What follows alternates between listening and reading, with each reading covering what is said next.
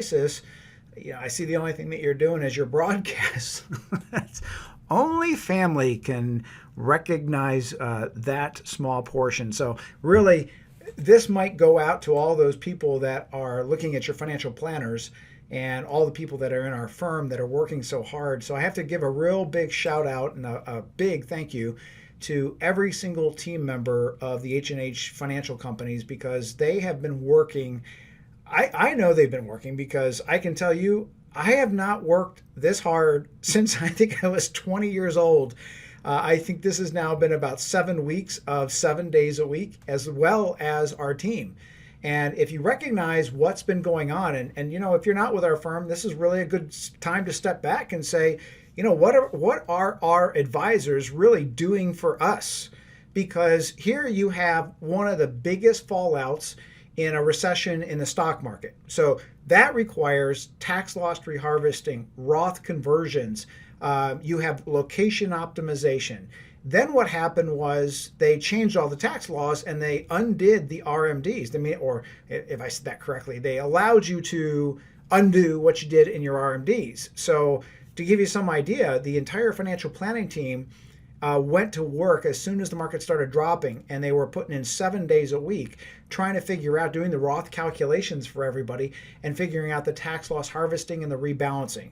And that is typical of what they might do once a year. And they've now done it going on the third time, because the first time they did it, they did all those actions for clients. Then what happened was the IRS said, hey, we're going to delay RMDs till 2021. So they had to go back and do all of the calculations all over again. Then the IRS came out and said, oh, hey, by the way, now we're going to let you undo your RMDs.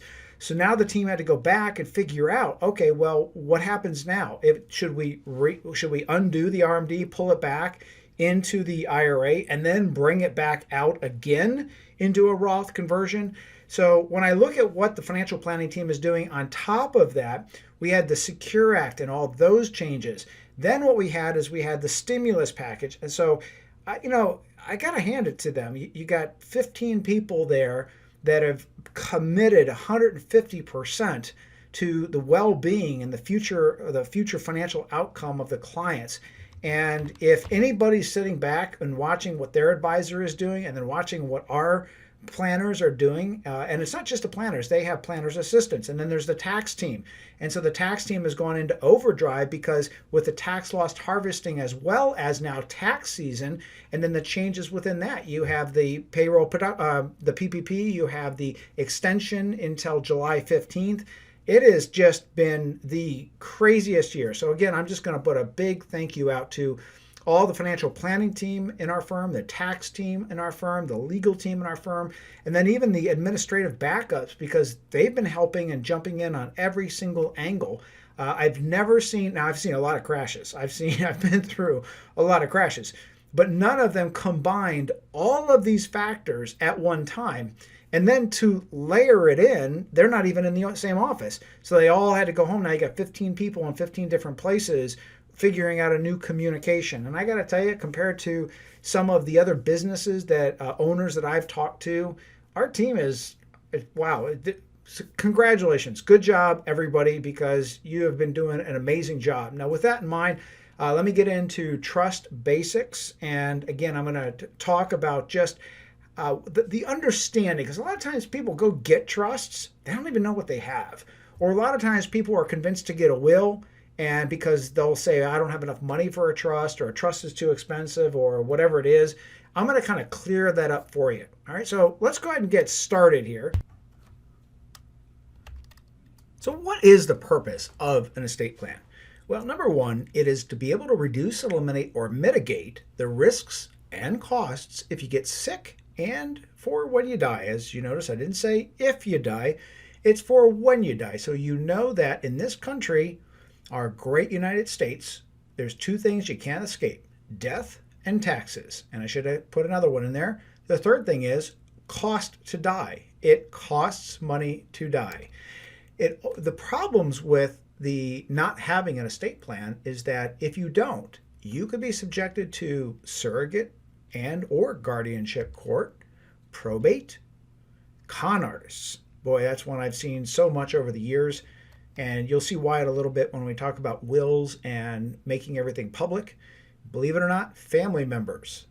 Over the last 3 decades of watching estates and trusts settle, I can tell you one of the biggest issues that I have seen is not con artists and it's not identity theft. It's family members fighting, arguing. And what I also find very interesting is that when clients originally come to us and we talk about their estate planning, one of the first things they always tell us is, but our kids would never fight and argue. They get along so well. They would work together so well. That happens actually about 1 out of 3 times. Because when the mom and dad are gone and that controlling force is gone to keep peace, and then you have brother-in-laws, son-in-law, or son-in-laws, daughter-in-laws, they get in people's ears. That's how most divorces get going. Somebody says, you have been disrespected, or you deserve better, or I know a good divorce lawyer. And it happens the same way when somebody dies and one of the children feels like they're either putting in more work towards the estate settlement or they're not getting what they thought that they should. And remember, the death of a parent is one of the most emotional things that a child goes through. And it becomes heightened when that child or doesn't get what they think that they're going to get. You have the federal government. This is a big one. You have Medicaid confiscation rules and state repayment rules. You have all kinds of federal government income taxes. You have tax on IRAs. Now you have illegal gun transfers. So if you own a gun, you don't have a gun trust, there's the possibility that whoever's inheriting it is doing an illegal gun transfer. You also have non-related parties where somebody might be going after your estate because they knew you had something. It could be a stepmom, a stepdad. It could be anybody that is not by blood. So let's start off just talking about what happens when you get sick. So the state of our healthcare system right now, it's in a poor state because it has been so overridden with lawsuits. Now what's happened is many doctors, not all, but many doctors now practice defensive medicine. Defensive medicine is, I don't want to operate on that person because if he dies, his family will sue me. I don't want to take that procedure because I'm at too much risk. And that has happened because of so many frivolous lawsuits and because of aggressive lawyers. That's how they get paid. And so it's put the doctors and the hospitals, which is why they have a full legal department, on alert, which is why they created HIPAA, and HIPAA was supposed to contain or protect data. Now, this was done many years ago, and it has gotten to the point where if you remember maybe 20, 25 years ago, you'd walk into a doctor's office, you'd sign in, and if your spouse was with you, the spouse would go in with you. They might go in the waiting room, and the spouse might even ask questions of the doctor. And now they won't do any of that unless that spouse signs off on a HIPAA release. The issue is many people have this misunderstanding when they think, hey, I went into my doctor's office, I signed that my spouse has permission to my medical information. They misunderstand that as a healthcare power of attorney, where it is not. HIPAA release is only where you are allowed to share information. Then you got the other problem is people usually just add a spouse and they only submit that form to their primary physician. So it doesn't work if you're rushed to a hospital because that's not your primary physician. It only is going to work with the doctor that is assigned to that release. And the big issue is if you need ongoing care. Well, that means either in-home care or a long-term care facility. You're going to be subjected to court supervision without the proper legal documents. Let's move to the next big problem. What is probate? Hear a lot about it, hear a lot of bad things about it, and the question is really, what is it? Well, what probate is, it's when the courts, because if you are passed away or you are deemed to be incompetent, either through mental or physical incapacitation, you could be in a coma. That would be a physical incapacitation because you can't legally sign your name. If you have dementia or Alzheimer's, you might be considered mentally incapable of handling your finances. So what probate is when you pass away, you can't sign your name to anything. So how does an asset get legally transferred to somebody? It has to go through the court systems. Now, we all know how the bureaucracy works with the government, the delays, the costs, and that's what you're subjecting everything that you've built up to is to go through probate. What intestate is when you die without a will. The state is actually going to determine who gets what by order of state rules. You might not want a person to get it and another person to get it, but if you don't have at least a will, you don't even have a fighting chance. However, the big misunderstanding with a will is as long as I write a will, I'm going to bypass probate and I'm going to give to who I want my assets. That is where the biggest problem and misunderstanding occurs. A will is going to go through probate. Sometimes I have to really emphasize this. A will does not bypass probate. A will goes through probate.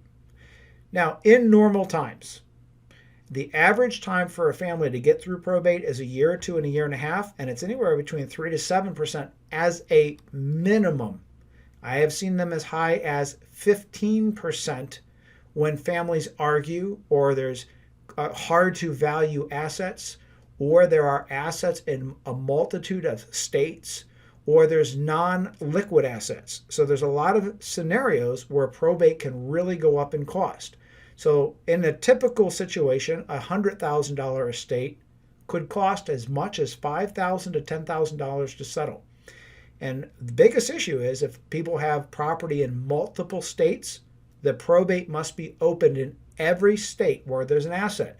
So if you moved from Iowa to Las Vegas or Michigan to Florida and you have a house in both places, you have probate in both places. That means a lawyer in both places, a judge in both places. It's very expensive and even creates more time to get it settled. So what don't I like about a will? Well, number one, it's going to create probate. That's a given. Does not bypass probate. And the probate process is very expensive, as well as being very time-consuming and long. And unfortunately, it happens right when everybody is grieving. And what I have seen is it's giving a high probability for mistakes due to emotional clouding. When people are grieving, they don't always make the best financial decisions because their mind is somewhere else. What I have seen, a normal engineer who would be the most logical person on the face of the earth. When I've seen this happen, they make very bad financial mistakes. How do I know this? They usually come to us after the mistakes have been made. And most of the time, there's no way to undo those mistakes. And the probate process is public. Now, this is going to open up the door for identity theft, con artists, and investment schemes. We've had a lot of people come to us, and I'll tell you a quick story. Not too long ago, I got a call from a client, and the client said, listen, I was on an airplane, and I sat next to this lady, and she was telling me her story, and I don't know if there's anything that you could do to help her out. And I said, I have no idea. He said she lost all of her money. And so I said, I'll give her a call. And she told me the story. She actually married a man that was 20 years her younger. She said it was totally, an emotional thing because she had lost her husband. She was very lonely. And this man is a part of a group of con artists that does this for a living. And he very eloquently changed the deeds to joint and then changed the deeds to his name and did this with many of the accounts and bankrupted her, meaning he stole all $6 million that she had. Now, this took over 2 years to do it. She's been to every police agency, every lawyer, and because he did it legally, there's not a thing that she could do about it. Now, some investment schemes aren't quite that intelligent and they just plain steal money from people. But at the time that you become public and everybody can see, hey, there's a probate going on. And in some states, there's even boxes at the county clerk's office in the probate material. And it says, is an estate tax return due or not? Now that will tell a con artist or a thief exactly how much money you have or don't have. So they can actually target the wealthier people. So again, this is not a great thing to have in public knowledge. Now, 100 years ago, when it took you 4 hours to jump on a wagon and get from one town to another, and you couldn't just look up on the internet, everybody in county clerks across the country, that might have worked. But in today's system, I think that's a terrible, terrible process. And the biggest issue, one of the biggest issues, is probate doesn't guarantee a single thing. It's all based upon the judge's decision. And in some of the estate planning circles that I run, we always laugh and say, it just really is based upon which way the wind is blowing, what the judge ate for breakfast, what day of the week it is. I mean, it's all up for grabs because we've even seen judges on one day do one thing, on another day they do just the opposite. Now, of course, all judges know that they are subjected to appeals and they don't like going up through that appeals, and neither do any of the people that are in the probate process. So generally they try to follow things, but the bottom line is if you get a heir or a claimed heir that shows their face, because again, everything has to be public, then that claimed heir can cause a lot of problems, a lot of expenses. I've even seen it where heirs will just, not even heirs, but people will surface. One issue where a client came in, husband and wife owned a business. Husband died. Of course, you run a business for 30 years and you're going to make some enemies without a doubt. And he'd never had a trust. She came to me and she said, well, here's the problem. One of his old vendors who he had a falling out with has claimed that he said that he was going to give him money. And he knows he didn't, but he knows that just by claiming this, he's either going to get a settlement just to go away, or we're going to have to go to court. And either way, it's going to be time consuming and expensive. So again, the probate court process is not what I would consider a very sleek, efficient, low-cost process. So it leaves the door open to claims that the descendant said something different than what was in the will. Many times people might say, well, Ethel said that she will give me this much money. This happens a lot of times when people have home care taker or home, what am I trying to say? The nurses that come into the house. I don't know if I can think of the right term right now, but it's when they come into the house to take care of you, and caretakers. And when somebody passes away and they don't have the proper documentation, I've seen a lot of claims where these caretakers come out and say, but Bill said that he was going to give me $100,000. Now you open it up. And so if they really push it, what's going to happen is you either have to settle with them, or it's going to go through this long, drawn-out process, and then it's whatever the judge determines is going to happen is going to happen. And it also creates that potential for long and expensive legal and court costs. The other problem that probate has, in my opinion, is that it locks down assets and income. So for a grieving family that might need cash or even to sell certain assets, it causes a lot of risks. And let's look at what happens in a national crisis like a virus pandemic. Courts are either shut down or they get limited access. And there's a backlog because they don't have the people within that court system to process paperwork, and they don't have their normal machine going. So typically what happens is if somebody dies, the survivors, whether it be a spouse or whether it be children, they can't get to the assets. So if there's $15,000 to $20,000 due for a funeral, or there's a mortgage payment that needs to be made, or a property tax payment needs to be made. I've seen things go into foreclosure because people had a will. They get locked down in court. Even though an attorney might file an emergency motion to get assets released, doesn't mean that the courts will accept it. Doesn't mean you can get through the courts. Doesn't mean that the judge will hear it. Doesn't mean the judge has the time to see it. When we're in a national crisis like we are today, this presents more of a problem than ever, because you might have what we're seeing in this virus crisis. Somebody might go into a hospital. They don't see their family for 3 weeks. They die. All their assets are locked up. Family, kids, they can't get food. They can't pay their mortgage payment. They can't pay the utility payments. So again, the system of probate is not a great system. And, you might have something where you have a joint account. People always say what I call the poor man's will, poor person's will. Well, I have a joint account. Try going into a bank after somebody has passed away. And the banks, most of the time, they read obituaries and they will lock the assets down.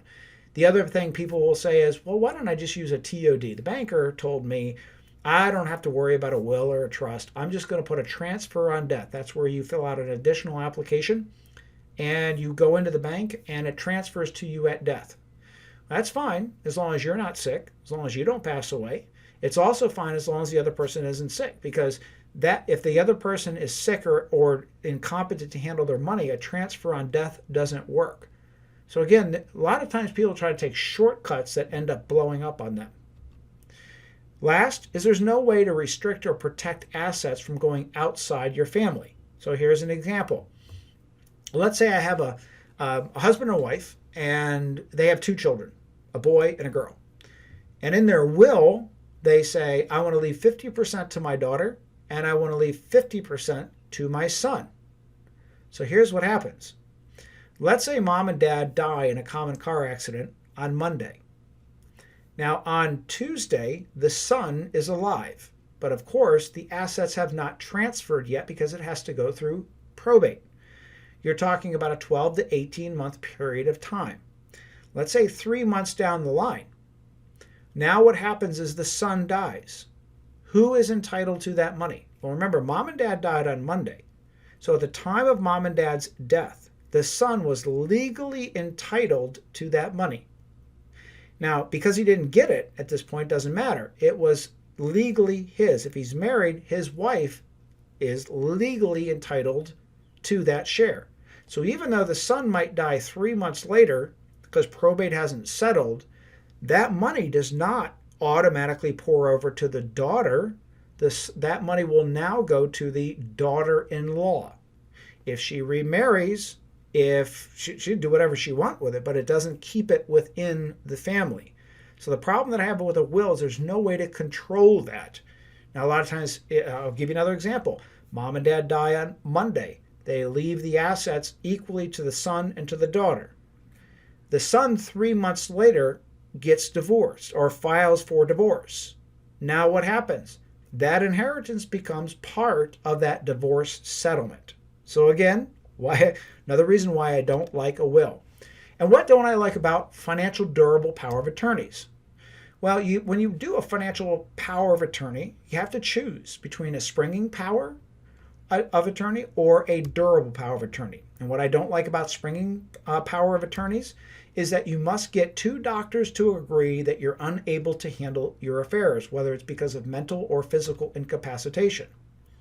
Doctors now take liability for signing off, as there's been a lot of litigation when a person is later found not to be disabled, or one child goes after that power of attorney, gets two doctors to sign off because the child is lying.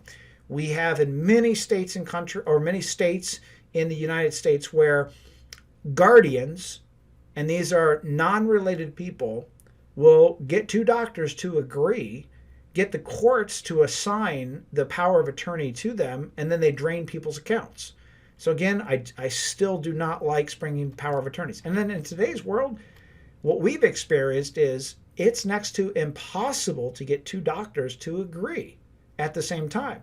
Now, if you add in a national pandemic like we have with a virus crisis, and these doctors are on the front line, you might not be able to get in to see a doctor. So you might not be able to legally handle your affairs, and you might start writing checks to TV evangelists or people that knock at your door, and your kids show up and they say, we got to take over. Legally, you can't. You got to have two doctors agree. And then what you do is once you have two doctors agree, then you have to go through every single account. You have to go through every financial institution. You have to get them to agree that what you have done is legal. Again, it is not the best of the solutions. Second, probably the better solution, but not the perfect solution, is a durable power of attorney. And why do I say that? I'm saying that only from my opinion, from experience, that a durable power of attorney doesn't require the doctors. As soon as you sign that durable power of attorney, you're giving that power to the person. But I'm going to tell you some of the obstacles that we have seen.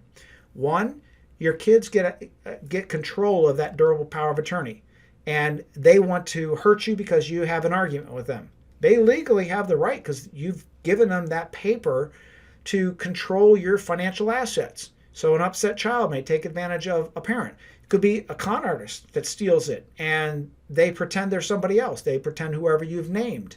The other issue is what happens if your durable power of attorney is across the country? So let's say you live in New York City. Your durable power of attorney is in California. You have a pandemic and you're locked down. How does your durable power of attorney actually handle things for you? It's very hard. Then you add on the additional issue is that they might be making decisions that you don't agree with because they have not followed what your intentions are. In a durable power of attorney, it doesn't tell them what to pay, what not to pay, what powers that they, what your likes and dislikes are. It basically says, here you go, you have full access. The other issue with the durable power of attorney, because there's been so much in con artists and identity theft, and it's so hard to get financial institutions to accept the durable power of attorney. So we know this because, people will come to us and they'll have a durable power of attorney, and the kids will come to us and they'll say, we want you to, help us with our money. We'll get a hold of their financial institution. We'll send them the perfectly legal and executed and notarized durable power of attorney, and they won't accept it. And why? They don't want the risk. They don't want the liability. So in today's world, the durable power of attorney, again, it's what we call a lifeboat document. And what do I mean by that? Well, when you set off in the Titanic, your engineers are telling you it can never fail. It can never sink. I don't know. I'm one person that I'd want to put a whole bunch of lifeboats on that boat just in case it does. And the trust is really the number one place where we're going to talk about. The durable power of attorney is really only if you mess up and don't add your assets to the trust. So what do you think the most common estate plan in the United States is? If you said it's drafting a will with a springing or durable power of attorney, you're right. That is what we see.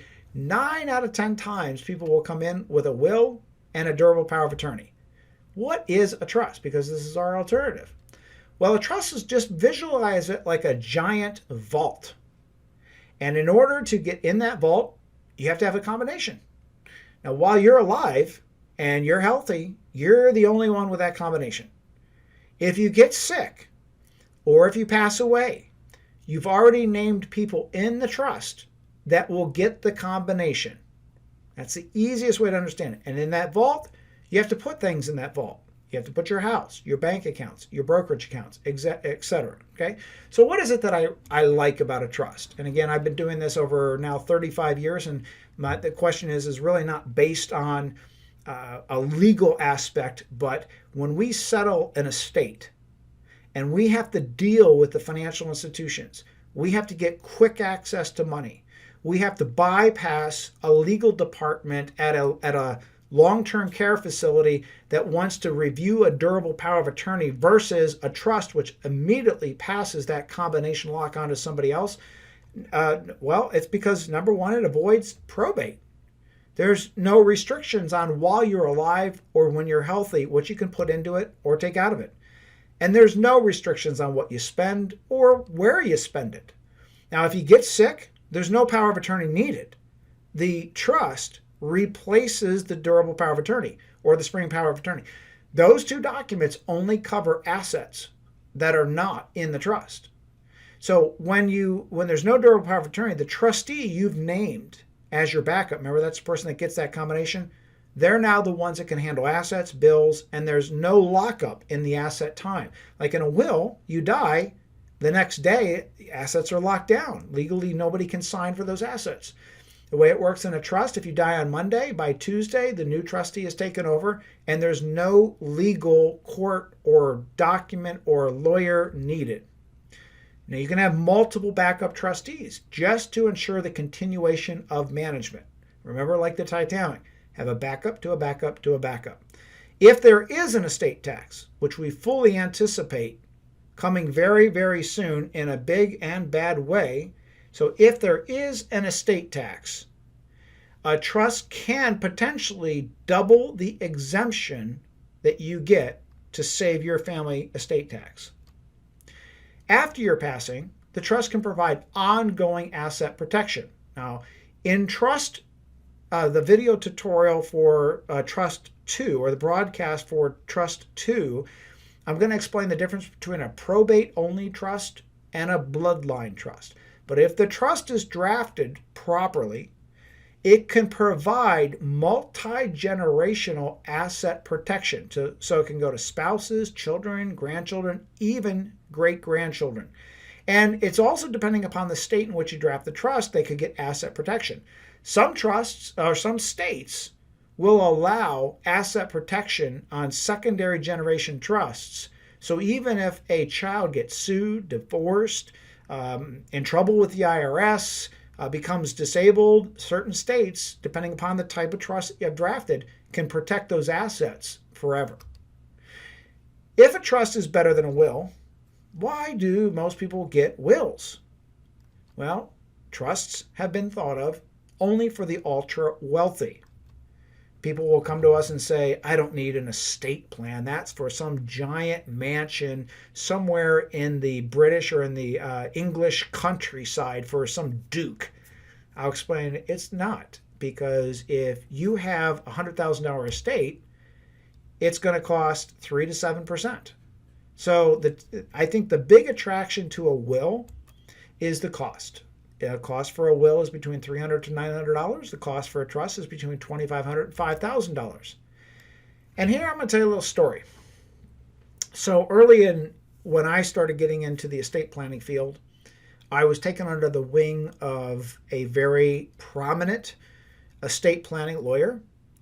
And he taught me a lot of the language. He taught me a lot of the drafting techniques, etc. And I'll never forget that one famous day when he said, now that you're ready for the next step, let me show you how you actually make money in this business. Now, that was never one of my main concerns, but he walked me into his office and there was a massive, massive vault, a safe. And I was a little inquisitive, and he looked at me and he said, you get it? And I said, no, I don't get it. He opened up the safe, and there must have been a couple thousand wills that he had drafted over the years in that safe. And being a young guy, I still didn't understand it. And he said, look, he said, when I draft a will, he said, I know that about 50% of these people are going to come back to me for probate. And then after I do the probate, I'll be able to draft another will for all those kids. So what if the lawyer that's drafting the will, what if they handle the probate too? Well, many law firms, and this is what he told me, he said, look, he said, no matter whether I get to probate it or not, he said, when I sell my law firm, they assess a future value to the number of wills that they hold because it's future income. So if we had an initial will cost of $1,000, on $1 million estate, and let's say that cost was $900, but if the same lawyer got to probate that $1 million estate, that could be between $30,000 and $1 million. Now that I'm going to say that differs than if you write a trust, and let's say they charge you $2,500 at the beginning and they draft it correctly, and if they fund that trust correctly, which I'm going to get to in a minute, the lawyer may never be needed again. So why wills are the most popular thing in the United States, I can't statistically tell you why, but my thoughts are people's disbelief in the need for a trust versus a will. Obviously, the cost, I think, is a big deterrent for a lot of people. But it's like that old muffler commercial, pay me now, pay me later. And I believe that, in my opinion, that the trust is well worth the additional upfront fee versus the potential for probate and all the problems that come with probate. So the question is, how do you get those assets into the vault, right? Because you've got this vault, and that process is called funding or trust funding. And how do you do it? Well, what most firms do, whether it is a law firm that's drafting it, whether it is a licensed document preparation firm, whether it is whoever's drafting the trust for you, they have two choices. They're going to charge you for the documents, and they're going to send you out the door with a 3-ring binder, and buried somewhere in that 3-ring binder is a whole list of instructions of what you need to do.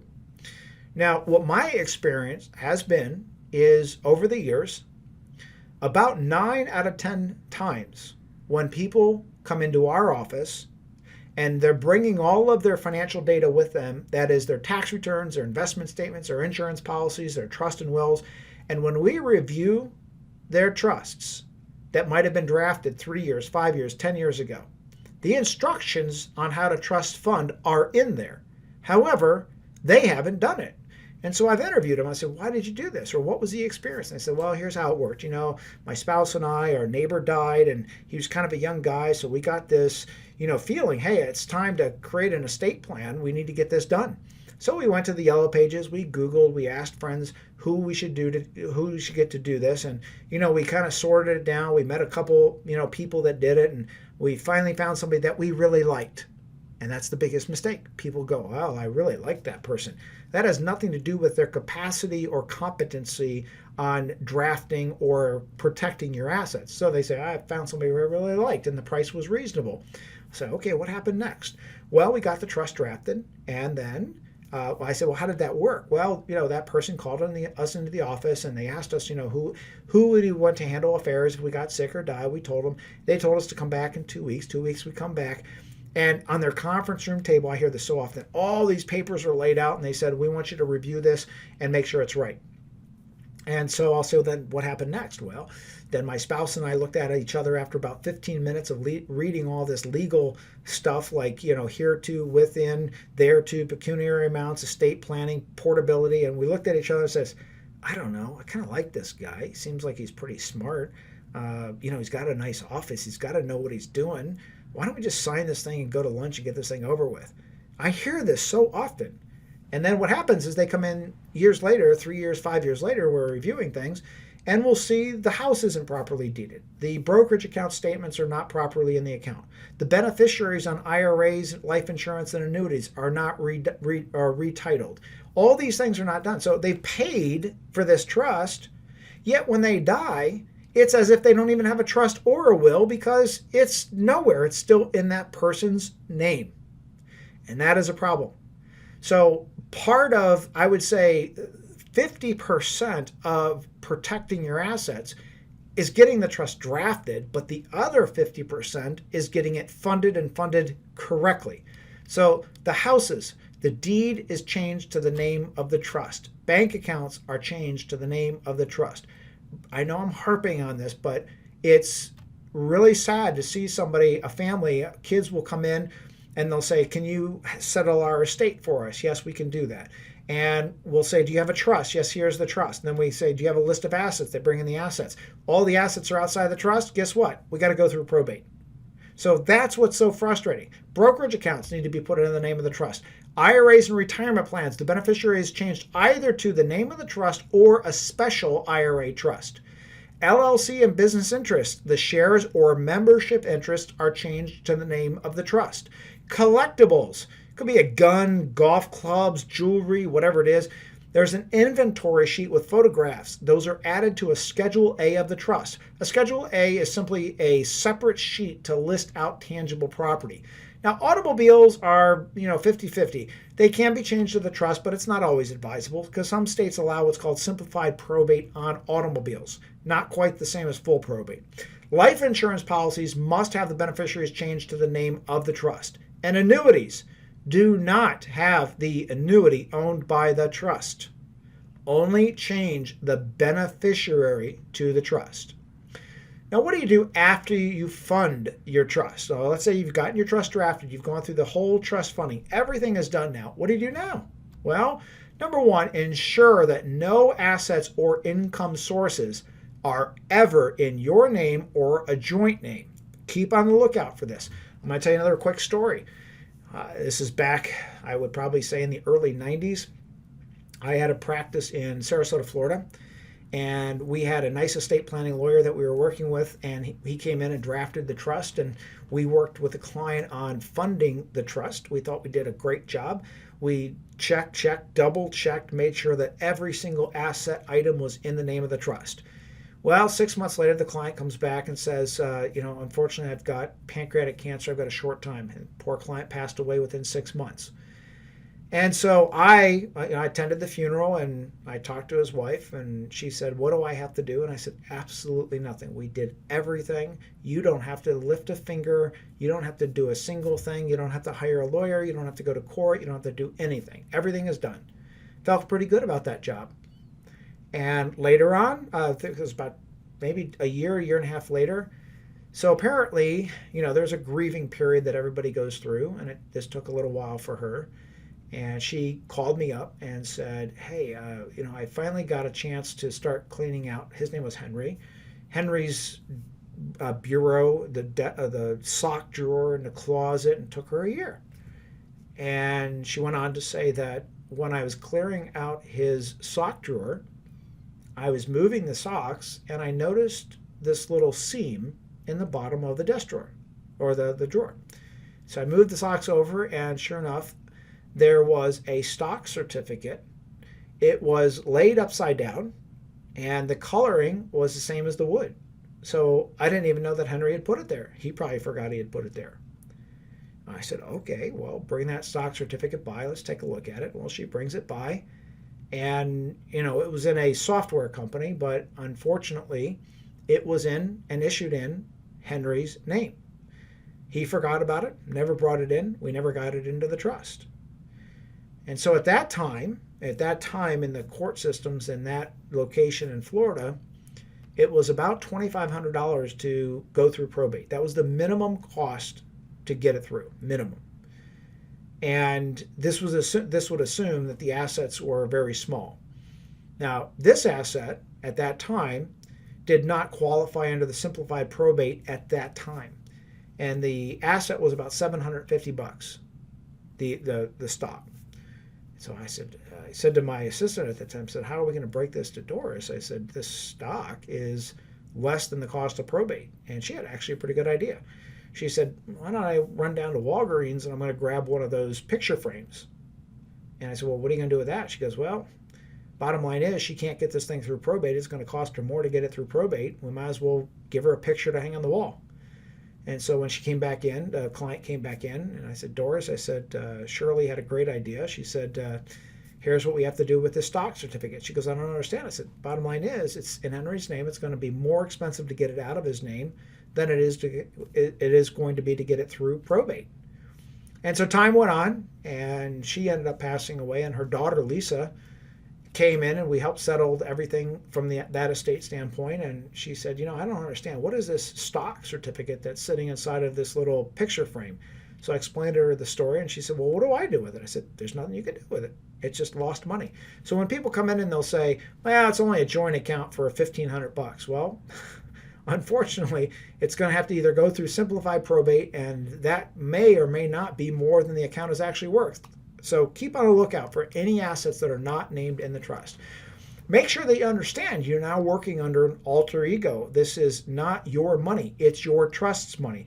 And so while you are the trustee and you control the spending, you do anything you want to do with it just like it was your own, what a trust is really doing is you are essentially effectuating your probate while you're alive.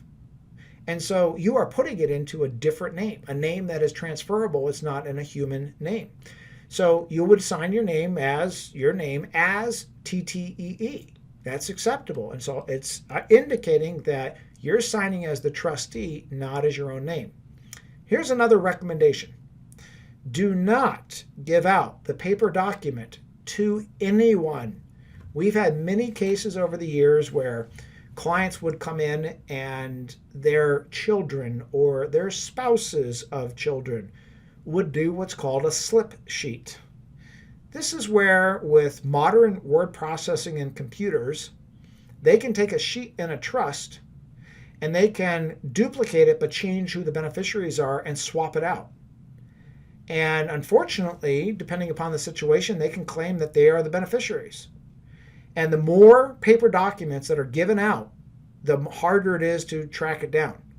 So I'm going to cover in part 2 of this broadcast, of this series, how to create a secure online electronic location for all your legal documents, not only to protect against the slip sheeting, but also to protect against if you are rushed to a hospital and your kids are in a different state and your kids need to give access to electronic documents to a hospital or a doctor under an emergency situation, which is not possible with paper, as we have learned so harshly, so many people have learned with the virus crisis. Okay, so don't give out paper documents, keep them in one location. Here's another thing to do with your trust. Don't ever mark it up, annotate it, or scratch out anything in your trust. Only use a valid, formatted, and notarized amendment. And here's why I say that. There's been many cases over the years where I've been hired to either act as the backup trustee or act in the estate closure process. So if I don't do that anymore, we'll advise you how to find a trustee. But if your trustee gets a trust and things are scratched out and they're annotated, they may not be willing to take action on that trust without a formal court document, a judge signing off on it. So what did you just do? By you not following the right procedure and crossing a name out and replacing it with another name or a percentage or whatever it is, you've just invalidated. And I don't say that from a legal standpoint. I say that from a standpoint of whoever settles the estate may not be willing to take the risk that they will take, that if they follow an action that you wrote and then it's later to be found out invalid, then they could be held liable. So now they got to go back through the system. It's kind of like probate. So don't write on your trust. Don't change it without the proper legal method as to getting it changed. Next, keep your trust updated based upon your health, your family, and even tax laws. So many times people will come to us and they've got a 10-year-old trust or a 15-year-old trust. Remember the estate tax laws, capital gains tax laws, these have changed probably every 2 to 3 years. People come to me and they still have an old ABC election on their trust. They don't have portability outlines. They don't have the IRA conduit language. There's so many things that change over the years. The goal is to find an amendment or updating service for the lowest cost, automated solution so that you can stay up to date. Because most of these things, we find, I'll say, well, when did you get this trust drafted? 10 years ago. Okay. How often has the attorney contacted you to make all the updates that are needed? Never. So had you passed away, there could have been excess taxes. There could have been all kinds of things that could have been saved because life goes on, life progresses. Our country changes. Our country adds new laws. They subtract them. The goal of your trust is to keep this living document so that at the time that you need it, it's ready. It's kind of like making sure the battery in your car is charged, that the air pressure in your tires are right. You don't throw the tire on there and then 10 years later go, I wonder if I should check that. And same thing with the oil in your car. Your trust is the most important document because it's like the goose and the golden eggs. You want to protect the goose. Your assets are the goose. That's what's producing the golden eggs. The trust is kind of like that wire fence to keep the wolves and the coyotes and the fox and the bobcats and all those predators out to protect the goose.